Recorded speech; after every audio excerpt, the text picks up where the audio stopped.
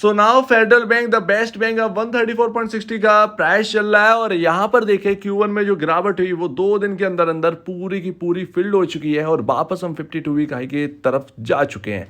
लेकिन अभी भी आपके पास मौका है फेडरल बैंक को अपने पोर्टफोलियो में जगह देने का, क्योंकि 300 रुपए का स्टॉक फंडामेंटली आपको 134.60 का मिल रहा है। और क्या है रीजंस जो कि आपको जान लेना बहुत जरूरी है, और फेडरल बैंक को क्या बेनिफिट है अपने पोर्टफोलियो में जगह देने का। तो अगर आप फेडरल बैंक के शेयर होल्डर हैं तो आपको मैं बता दूं कि QIP बहुत ही स्ट्रॉन्ग रेस्पॉन्स मिला है। 2 दिन की खबर है मार्केट बंद होने की, और 7 टाइम सब्सक्रिप्शन यहाँ पर देखने को मिला है QIP में। और ये आपको दिखाता है कि निवेशकों का कितना भरोसा है फेडरल बैंक पर। भले ही स्टॉक इतना अंडर परफॉर्म कर रखा हो, बाकी बैंकिंग सेक्टर स्टॉक्स का अगर हम देखें तो उनका आउट परफॉर्म किया है, लेकिन फेडरल बैंक बाकी में एक अंडर परफॉर्मेंस बहुत ज़्यादा रही है इसके अंदर। लेकिन वो जो आउट परफॉर्मेंस आएगी वो एकदम आएगी और उसमें बहुत सारे लोग पीछे हट जाएंगे। वो सब सोचते रहेंगे कि फेडरल बैंक को खरीद लें। तो यहाँ पर आप पहले से ही तैयारी करके रख सकते हैं। और पोर्टफोलियो की बात करें तो पोर्टफोलियो में जगह क्यों देनी चाहिए, बहुत सारे बिग रीजंस हैं। तो सबसे पहले फेडरल बैंक एक ऐसी बैंक है जो कि रेस चल रही है 1 लाख करोड़ का मार्केट कैप कौन हासिल करेगा। इसमें आपकी IDFC फर्स्ट बैंक और फेडरल बैंक और इंडसइंड बैंक आपके सामने है। और इंडसइंड बैंक ऑलमोस्ट आपका 1 लाख करोड़ के आसपास का मार्केट कैप वाली बैंक बन चुकी है वैल्यूएशन वाइज।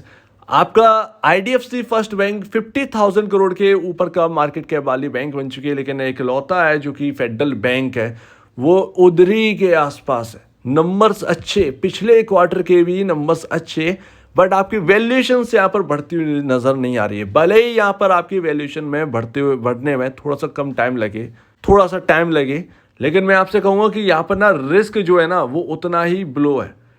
यहाँ पर आपकी जो वैल्यूएशन है वो बहुत ज़्यादा अंडर वैल्यूड स्टॉक है ये फेडरल बैंक है, और यहाँ से वैल्यूएशंस बढ़ेंगी तो आपको स्काई रॉकेट होता हुआ दिखेगा स्टॉक का प्राइस। अब रीजन नंबर 1, आपका EPS बहुत ही स्ट्रांगली लगातार ग्रो कर रहा है। रीजन नंबर 2, आपका P रेशियो 8.33 है। मिड कैप में जो लार्ज कैप बनने वाली है बैंक्स, यानी कि IDFC फर्स्ट बैंक, आपका फेडरल बैंक और आपका इंडसइंड बैंक को थोड़ा सा साइड में रखते हैं। आपका IDFC फर्स्ट बैंक से थोड़ा सा कंपेयर करके चलते हैं, ज़्यादा बेहतर समझ में आएगा। यहाँ पर इन सभी के P रेशियोज अगर आप देखेंगे तो कितना आपको देखने को मिलता है मैं आपको दिखाता हूँ, उसके बाद यहाँ पर कैलकुलेट करके देखिएगा। आपका HDFC का P रेशियो आपका 25.90 चल रहा है। आपका ICICI बैंक का P रेशियो 18.70, आपका कोटक महिंद्रा बैंक का P रेशियो 24 और आपका एक्सिस बैंक का 27.66। ये है आपके बिग बैंक्स।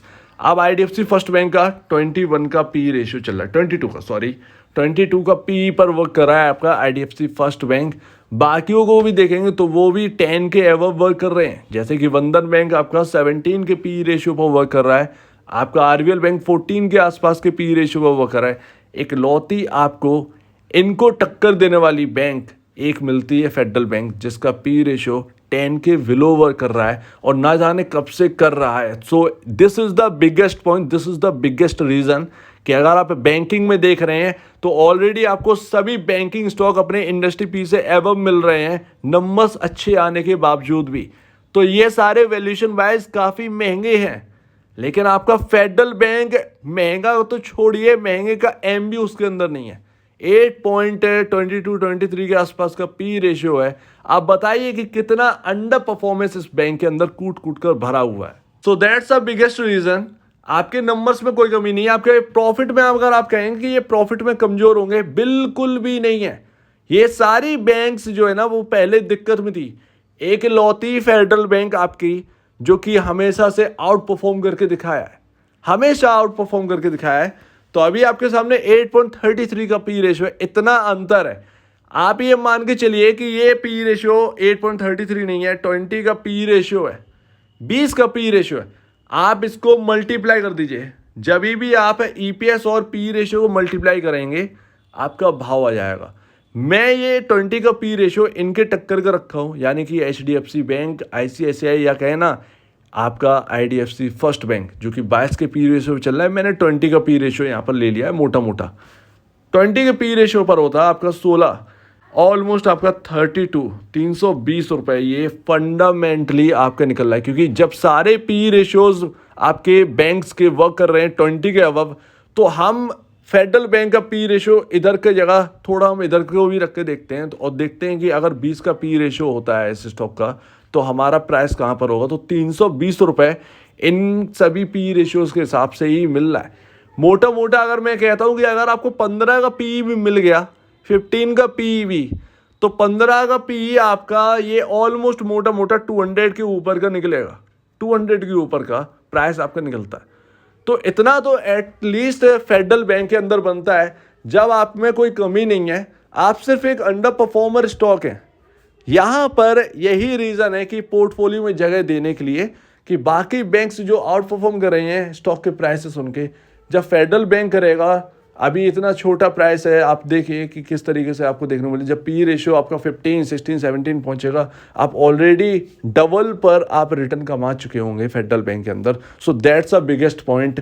यही आपको यहाँ पर देखना होता है और यही मार्केट को समझना होता है। स्मार्ट इन्वेस्टर्स क्या देखते हैं, वो सारी की सारी चीज़ें एनालाइज करते हैं। फेडरल बैंक एकमात्र ऐसा स्टॉक आपको देखने को मिल रहा है जो बिल्कुल कड़ी टक्कर दे रहा है, लेकिन उसकी वैल्यूएशंस नहीं बढ़ रही हैं। ये थोड़ा सा निवेशक को भी तंग करता है।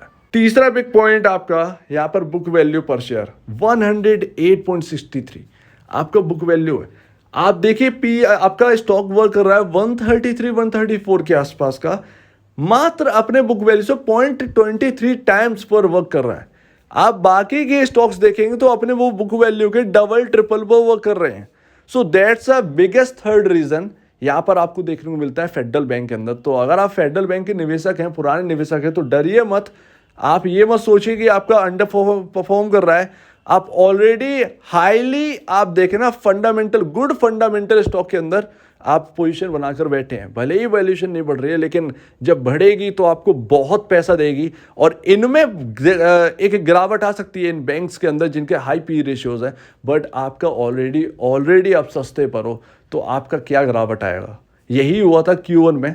यहाँ पर थोड़ा सा मिस कर गया था नंबर्स और वो एक गिरावट आई और फिर तुरंत ही वो रिकवर हो गया। अदरवाइज अगर ये हाई वैल्यूएशन पर होता ये करता नहीं कवर। हमारा फोर्थ बिगेस्ट रीजन है यहाँ पर पी आपका नेट एनपीए परसेंटेज। अगर आप देखेंगे तो आपका Q1 में आपको यहाँ पर Q1 में आपको देखने को मिलता है 0.74 का नेट एनपीए परसेंट। ईयरली अगर आप कैलकुलेट करेंगे तो आपको ये वो बैंक मिलेगी जो सबसे पहले 1% के बिलो यहाँ पर नेट एनपीए लेकर गई थी। आपके आईडीएफसी फर्स्ट बैंक बाद में आए, आपका बंधन बैंक बहुत उधर है, ठीक है ना। लेकिन ये एक लौती बैंक है जो लगातार अपने नेट एनपीए कम करती चली गई और 1% के बिलो चली गई। और अभी भी इसका देखिए, इतने सारी चीज़ें होने के बावजूद भी मतलब क्या हो रहा है फेडरल बैंक में ये समझ में नहीं आ रहा है। स्टॉक के प्राइसेस कोई जवाब ही नहीं दे रहे हैं।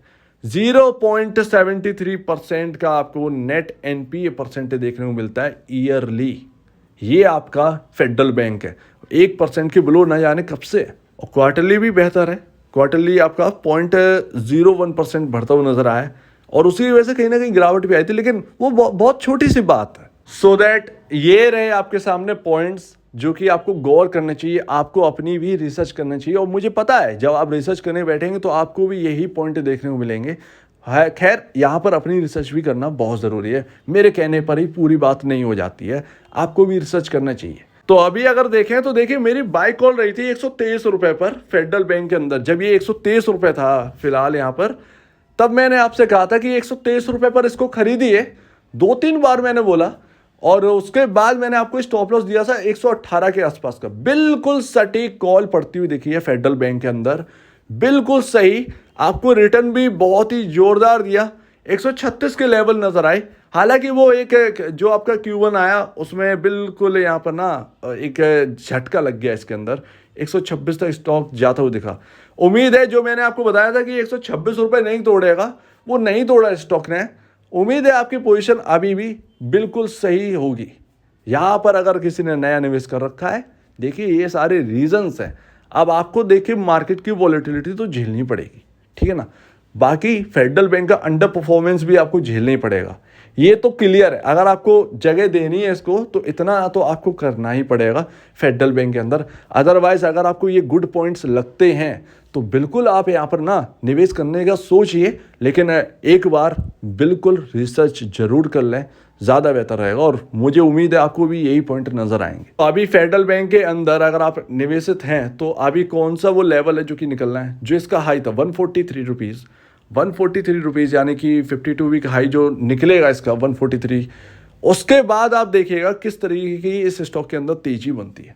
अच्छी तेजी यहाँ पर आपको देखने को मिल सकती है। पॉसिबल है कि आपको 160, 170, 180 तक के भी नजर आ जाएं टारगेट्स। तो ये यहाँ पर ना फेडरल बैंक के अंदर होने वाला है। एक बार आप 143 रुपीज़ क्रॉस होने दीजिए, होते होते रह गया ये, लेकिन आप देखिएगा और स्ट्रॉन्ग है, वाकई में ये स्ट्रॉन्ग है। 143 के आसपास से ही ये स्लिप हुआ है इस बार भी। तो वही देखना है कि यहाँ पर ना 143 कितना टाइम लेता है, टाइम टेकिंग की बात है। तो अगर 143 निकाल देता है, वाकई में बहुत बढ़िया रिटर्न यहाँ पर बना कर दे सकता है फेडरल बैंक। सो उम्मीद है आप इस बात पर नजर रखेंगे। उम्मीद है अगर आपको फंडामेंटली अच्छे स्टॉक्स अच्छे लगते हैं तो कहीं ना कहीं फेडरल बैंक आपके लिए हो सकता है, तो इस पर नजर रखिए। और अगर आप ऑलरेडी शेयर होल्डर हैं फेडरल बैंक के तो आप इन लेवल्स पर नजर रखिए। 143 के बाद आप जोर से तेजी देखेंगे, पूरी उम्मीद है। फंडामेंटली बहुत ही अंडर परफॉर्मेंस स्टॉक है। सो उम्मीद है आप इस बात को समझिएगा। आपका क्या कहना है इसके ऊपर कमेंट सेक्शन में कहिए और वीडियो देखने के लिए बहुत धन्यवाद दोस्तों।